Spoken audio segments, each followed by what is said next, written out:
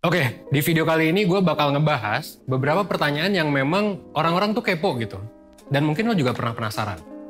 Nah, pertanyaannya adalah ini. Orang itu sebenarnya kalau konseling, mereka bakal sembuh nggak sih? Kayak sebenarnya konseling tuh bisa nggak sih nyembuhin sesuatu gitu? Bukannya itu cuman ngobrol doang ya? Dan kenapa sih konseling tuh bisa mahal? Nah, berbagai macam pertanyaan itu bakal gue bahas di video kali ini.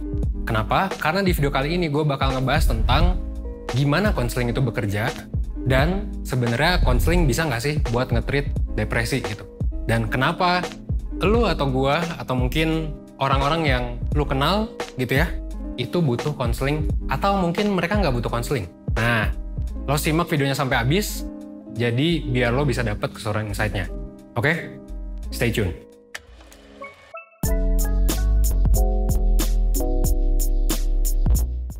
Nah, gue mau memulai dengan pertanyaan. Sebenarnya ini mungkin pertanyaan yang lo tanyain juga gitu. Bisa nggak sih kita, misalnya nih, kita merasakan atau sudah didiagnosis gangguan mental, contohnya depresi. Bisa nggak sih kita sembuh sendiri tanpa konseling? Well, jawaban dari pertanyaan itu adalah bisa dan enggak juga. Kenapa bisa dan enggak gitu ya? Karena yang namanya gangguan mental pasti tentu nggak sesimpel itu, jadi cukup kompleks gitu. Tapi kalau dibilang bisa atau enggak, ya bisa-bisa aja, tapi di satu sisi juga kadang enggak. Gitu. Karena apa? Karena range-nya itu, range dari gangguan kesehatan mental sebenarnya luas gitu. Ada yang mungkin ringan gitu ya. Jadi kalau misalnya lu nih, atau misalnya lu punya temen yang sebenarnya dia diagnosis gangguan mental, misal depresi atau kecemasan, contohkan depresi gitu ya.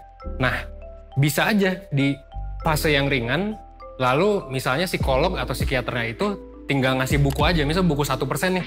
Ya udah lu cari tahu tujuan hidup lu. Itu bisa aja kayak gitu.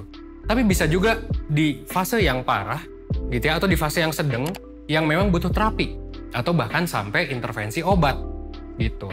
So, sebenarnya ada banyak alasan kenapa bisa dan kenapa enggak. Nah, bisa tuh ketika gimana? Ketika yang memang bisa di-treat sendiri, bisa dalam hal ini gue mungkin menyebutnya dengan kata self-healing gitu. Jadi ketika misalnya